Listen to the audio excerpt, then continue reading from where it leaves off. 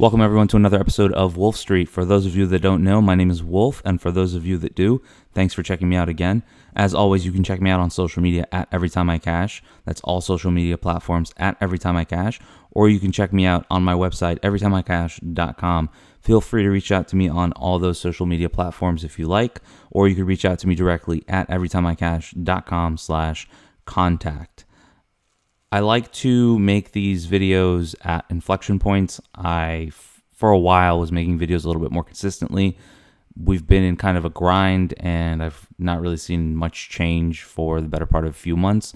So I've kind of dialed back the content on a video front and reserved it for more saturated information. It's one thing to give you charts every week or to give opinions on where I think a specific stock is going to go, but I found that it gets a little repetitive when you just kind of repeat the same thing over and over again. Now, all that being said, I think that we are at an inflection point, and I wanted to take a couple minutes here to give a little bit of input on my end and some of the things that I'm looking for, some of the things that I'm looking at for the next couple of weeks and months, etc. So without really taking too much of your time, I'm going to try and make this as quick as possible. I'm just going to jump right into it. So really plain sight in front of you here. The title of this video is going to be Inflection. This is shot on April 11th, 2020. And really long story short, we're at all-time highs, right? So we were kind of in this weird spot just a week ago or a little bit more than a week ago, where there was an apparent belief that we could possibly start to roll over and sell off. We went past that. If I remember correctly, like Apple was at its 150-day with the 200-day just $2 below. We had Amazon, Microsoft, Facebook, all these stocks that were performing kind of give back some of the gains and just start to look like things in total could roll over. And we were saved very quote-unquote miraculously, and here we are, we find ourselves at new highs. So the driving force here was the rate of change in the 10-year. As soon as we started to see that the 10-year kind of stalled a little bit, people piled right back into the old reliable names. Now I'm going to pull up a chart here, just kind of give you what I've been looking at for the better part of a year. So last year we sold off. We topped out here in 2020. This was originally, when I had this, was like a rising wedge type thing, but it no longer plays out that way, so I removed the bottom end. But anyway, so we test the top in 2020, we sell off, we come back and we retest. Basically, we make a new high, an incremental high back in September, and then we start to sell off again, and we find ourselves coming right back to it in November, retesting and stalling. Now, since November, we've been in this channel. This is a channel that I've been paying attention to for the better part of what are we at now? 5 months. So we've been in this channel. Now on our end, our being the traders that I trade with on a daily basis, we've looked for a test of the upper end of this channel before we start to see some sort of stall out. Once we broke above recent highs, that's kind of what we were looking for. Now, you could take your pick. You could use whatever metric you want to use. You could look for whatever data point you want to look for. I like to follow at jam_croissant on Twitter. I was one of the first 1,000 followers. Yay. So anyways, I like to follow him. He's really, really insightful. He gives you a little bit of an opinion on just options, logic, better than I can give you. So you talk about like Vanna, Charm, Gamma, all that stuff. He's got that under wraps. So if you want to follow him on Twitter, I'm giving him a little bit of a plug. Really, really good, really insightful stuff that he posts. On his end, he liked to see the move to 4140, give or take, on the S&P, and the move that he was looking for was essentially a 2.5 standard deviation move from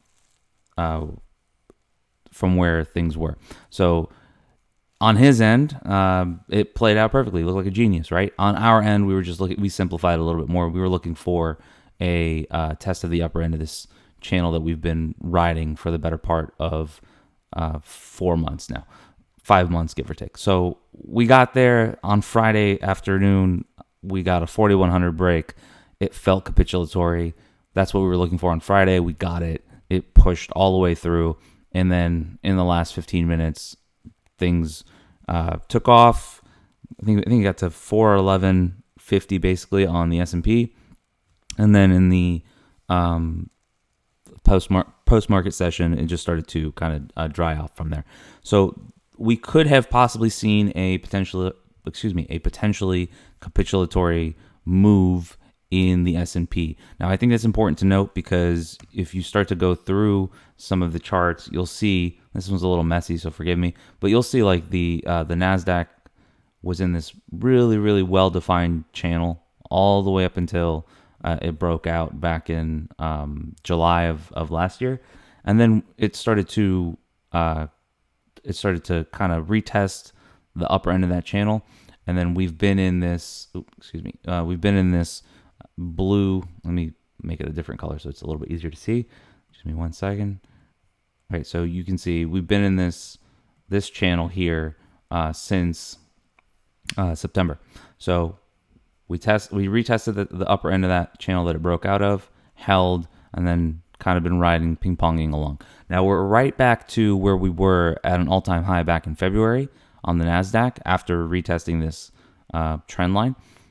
And it's important here because there's a potential that this thing could double top and roll over, or there's a potential that it actually breaks out and follows through right back to the upper end of this range, which would be predominantly led by what got us here in the last week and a half anyways, with earnings season right around the corner.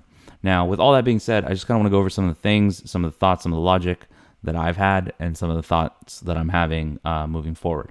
So we're at new highs, and we want to see what led us here, right? So first and foremost, you go back and you see like it was predominantly our usual suspects. So predominantly we saw Facebook make all-time highs. We saw Google, and use Google, it's easier, all-time highs. And in Google's case, really, really clean breakout, right?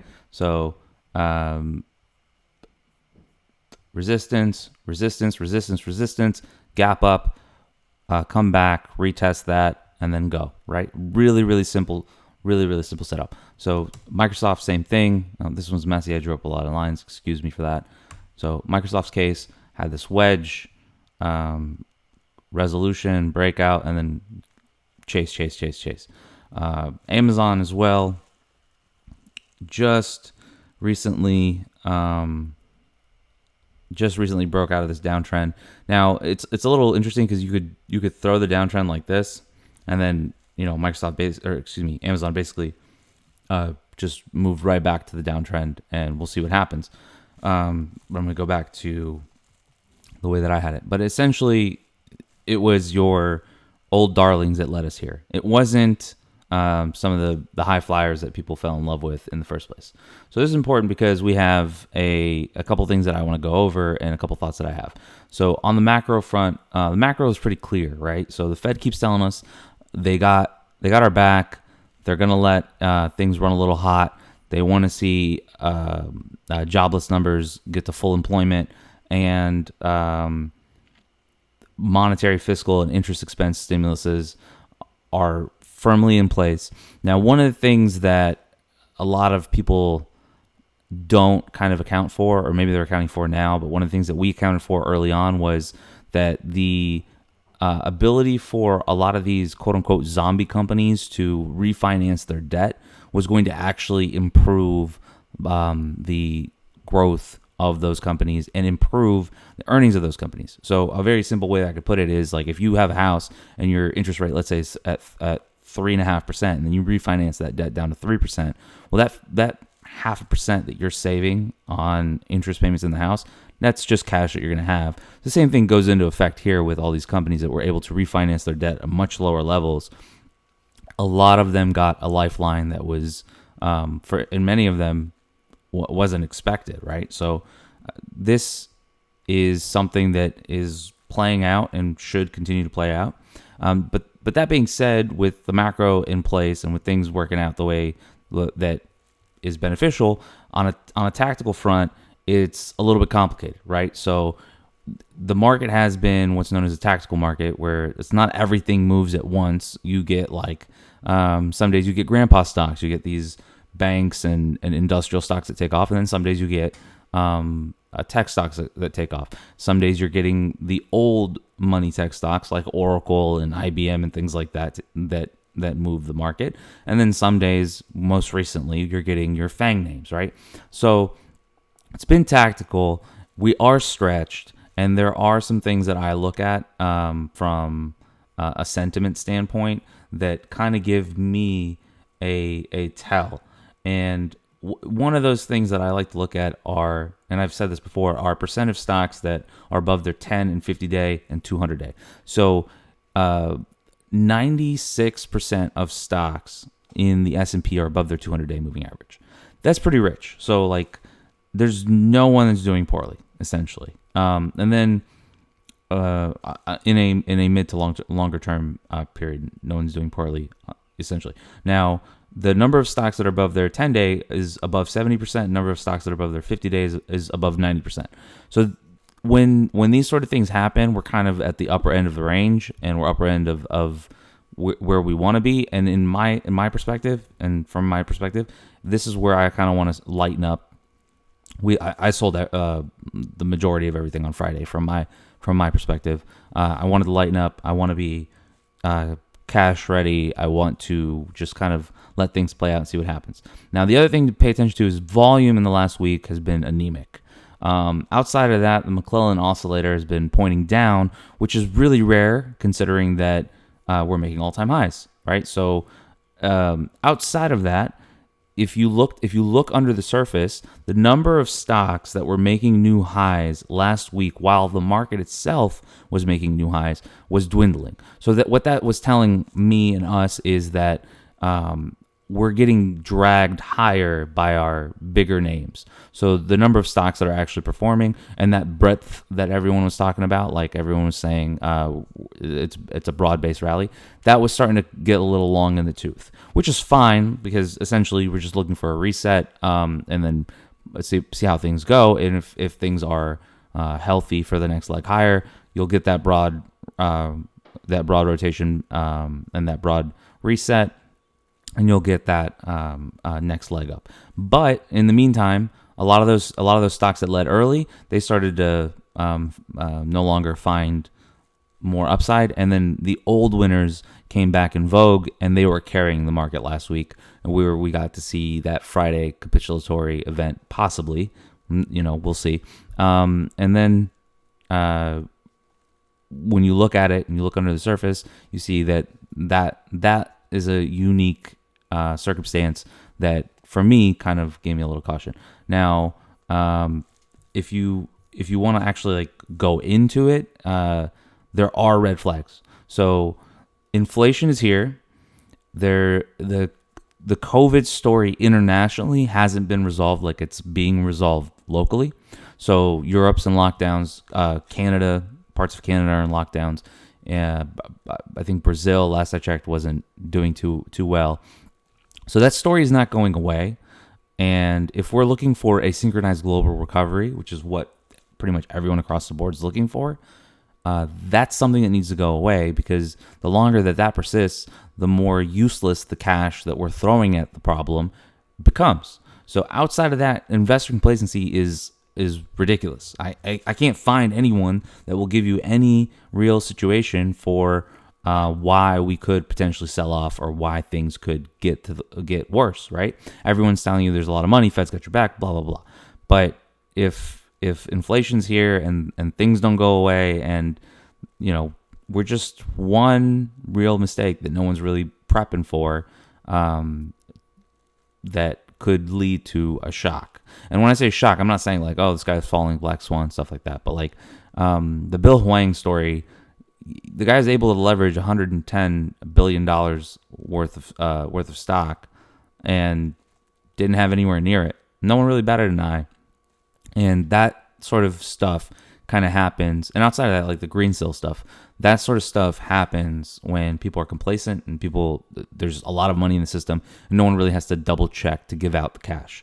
So outside of that, if you just look at put call, it sits below 0.4. So that is a sign of complacency. And that's important because the VIX has been dying a slow and painful death. Maybe we should invert it. But no, it's been dying a slow and painful death. And despite it falling below 17, which is where people usually want to start buying protection, in my opinion, there are more index puts that are being sold than there are being bought. So this is a really, really high level of complacency. And it's important to note, and this is not calling the skies falling, et cetera, this is just saying that in general, we need to kind of look at this red flag and prep ourselves for it. So outside of that, the NAAIM exposure index dropped to 52%. This is the lowest level since September's swoon and October whoosh last year. So this comes from Canaccord Genuity and Tony Dwyer. Shout out to him for bringing that to my attention.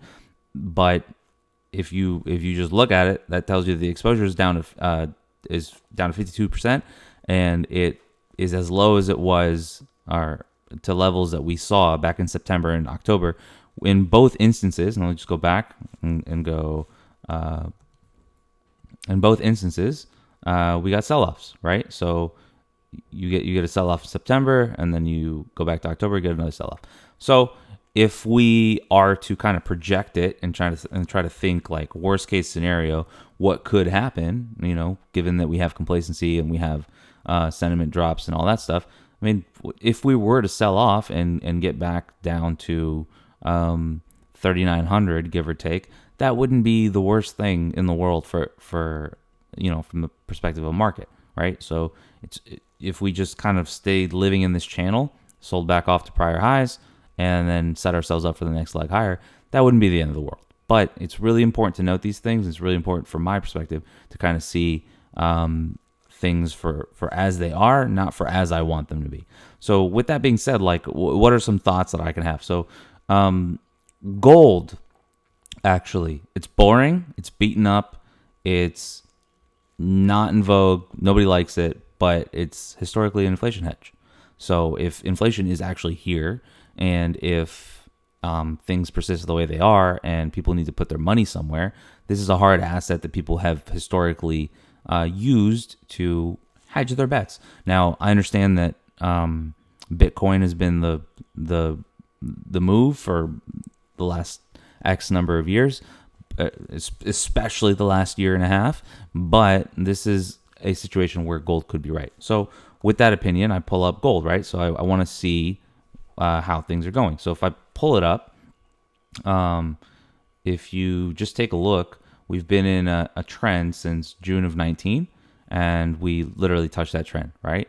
We also had a double bottom, basically started in early March, and then we retested early April. We're at a bottom in that perspective. There's a downtrend based on this false breakout that we had back in January. Gold's been in a downtrend. We just broke out of that downtrend in early April, and now we're pressed up against the 50-day. Now, if we actually break out of this triangle that we've been in, that looks really tasty, for lack of a better word. Now, with that being said, I want to get the power move, right? So GDX outside of gold is where I would trade. It's got a little more leverage. You can go Nugget, you can go JNUG, whatever. Beyond that, but this is where I'm looking, right? So if we start to break out of this channel that we're in and essentially break out of the 200-day, or that would actually start to be really, really opportunistic for gold. Now, outside of that, just to kind of wrap things up and give context to everything, I want to go back. So ARK, SPACs, and IPOs, which were the darlings of last year, when you take a look at them this year, they're not performing. So this comes from in Arte Carlo Das, not me. Really great chart though. So this is a chart of IPOs, SPACs, ARK, the S&P, NASDAQ, and Tesla.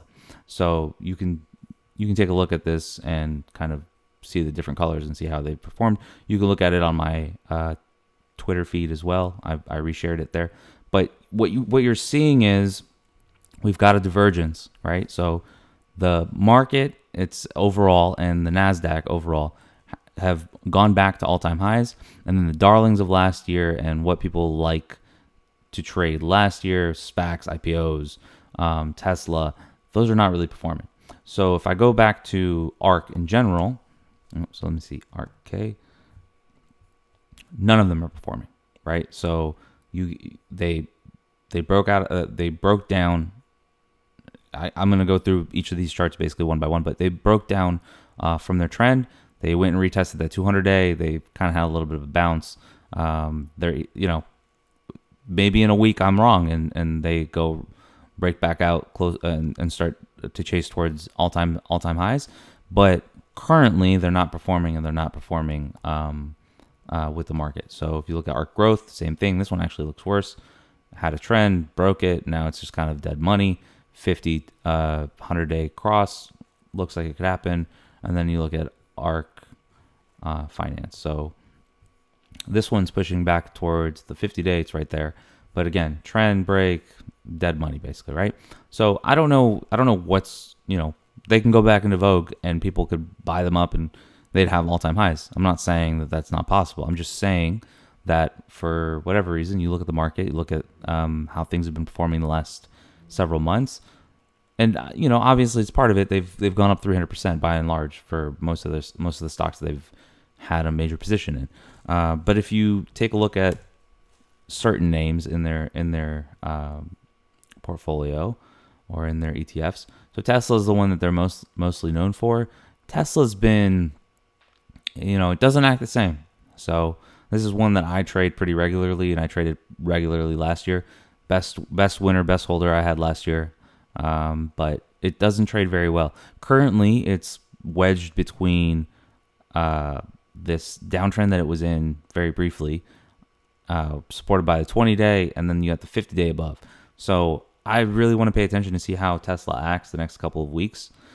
And should this 20-day break, it really just kind of opens the door for that 150-day to get tested again. Now, the 150-day has been a floor, and this is a trend line. Let me isolate trend line, different color. Let's say pink. So this trend line is the one that has been a floor on Tesla. And if it's to break, and if the 150 days to break, then I'm looking for 200-day to get tested. Now, you can go back and you can check when the last time 200-day got tested. It was back in March. So saying that something's going to go back to the 200-day doesn't necessarily mean that that it's over, it's done with, the sky's falling, whatever.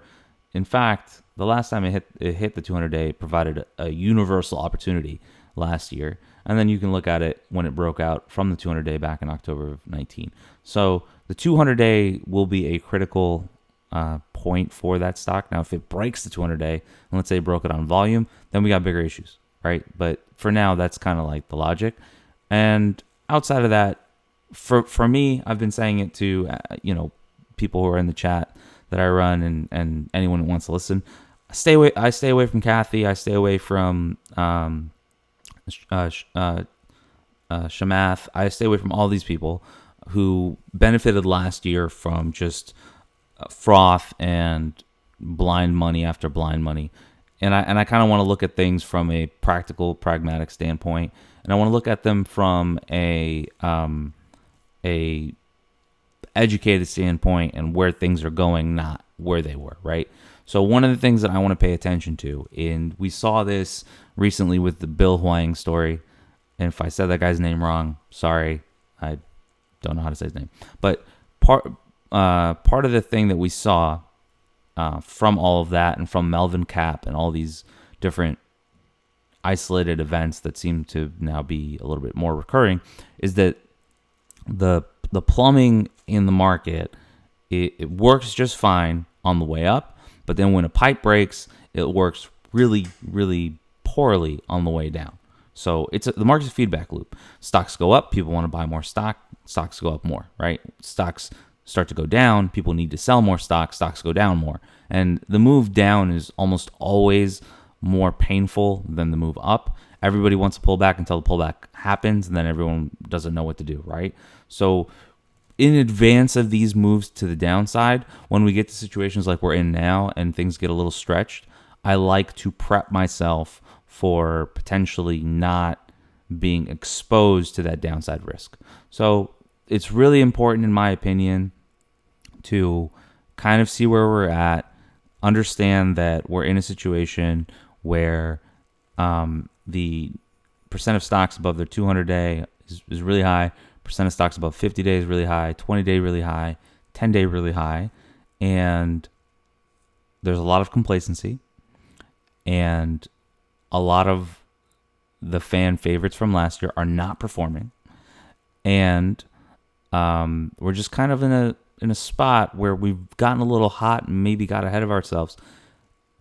Now, I'm going to give you an outlier instance where it could also be a situation where we just started to, and this is just a really extreme outlier situation. Now, we all know that markets are not rational. So if the markets are not rational, and we're in a situation here where we're not actually in a rational situation, then there is a potential, and this is a very, very, very minor potential, right? But there, if things get out of control and we just start to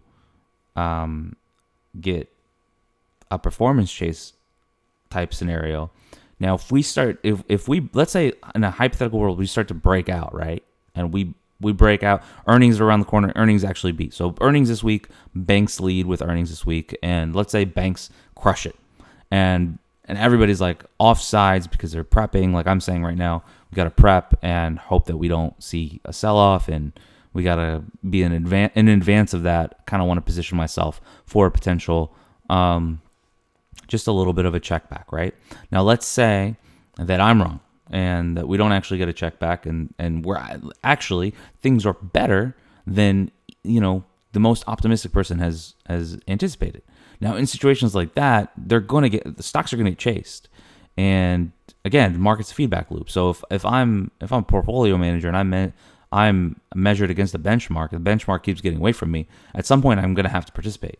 So it's important, in my opinion, to have that outlier instance just in the back of your head, because sometimes things don't make sense.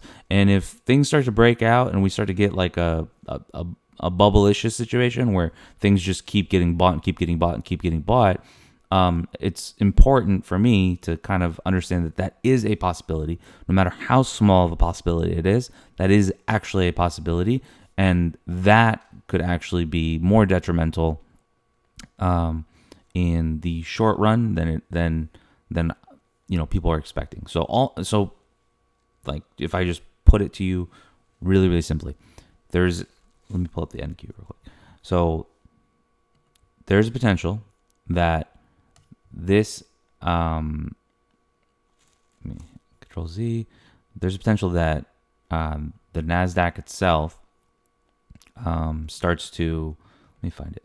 So the NASDAQ itself actually breaks out into earnings season because, earnings are great for tech companies, and the NASDAQ actually leads the overall market significantly higher, and let's say goes to 15,000 in a very, very short term, right? In a situation like that, you're going to get things that are going to get chased, and a lot of people are going to be offsides in their positioning and in the sense of not participating. So remember, we have 52% participation. Now, if things start to get away, that 48% that's not participating has to get in, right? So like in a situation like that, there is a chance that we start to see some of these tech stocks get chased because people are just offsides in the other way where they're being cautious. So that is a very, very minor situation that I've kept in the back of my head. I don't particularly see that that's going to happen, but it's really important to understand that that's a possibility so that if it does happen, you're not just standing there not knowing what to do, right? So with all that being said, it's really important to know what your risk tolerance is. It's really important to know what it is that you like to trade or how it is that you like to trade, and to kind of stay the course alongside that. Now, I'm going to leave things on one little note that I want to mention. So for me, the thing that I'm going to watch is the VIX. So if we get a situation where equities start to rise, we got this on Friday afternoon actually when the S&P started to rip when it broke through 410 on the S&P on the SPY, right? So there was an instance where the VIX actually was going up with the market. So if we get a situation where we get the market, let's say we get a situation where the VIX goes down, and then we see the market start to take off and start to accelerate, and then simultaneously we see the VIX reverse course and close higher on the day, or some variation of that. That's a situation where I'm going to look at and be like, okay, time to pump the brakes. I want to at least own some, VIX calls, or I want to own some VXX. So outside of that, the things that I want to pay attention to very specifically are 10-year. I want to pay attention to whether or not the Fed actually changes course, when they're going to start lightening up their measures that they have in place. If inflation starts to accelerate faster than people expect, I want to pay attention to that. If jobless numbers are worse than expected, we want to pay attention to that. And then into the summer, you want to pay attention to the term taper tantrum, because there is a potential that we could get something like that. And that's something that I'll cover at a later date. But that is something that I want to pay attention to, keep in the back of my mind. And these are the thoughts that I'm kind of having currently as I'm thinking about things moving forward. So with all that, I want to say thank you for watching. As always, you can check me out on social media at EveryTimeICash. Feel free to reach out to me directly there. Please, if you like this content, like, comment, subscribe. I've got some things in the pipeline coming really soon. I just hired a couple of guys who are really, really awesome animators and graphic folks. And I'm looking to try to experiment with the delivery of content around this stuff. A lot of this stuff's really dry and boring, and a lot of the things that I'm seeing, on Twitter, there's some creative stuff out there, but a lot of it is really, really, and even this video, for example, really, really poor delivery. It's kind of boring. You hear me talk, you see some stuff, but it's not really fun. But I'm trying to experiment with some things that are different forms of engagement, and I want to get any kind of feedback. So if you like any of the stuff in here, please leave it comment below or like this. Reach out to me directly. If you've got any ideas for stuff, reach out to me directly. And yeah, so outside of that, thanks for watching. As always, please stay safe, stay profitable, and stay locked in.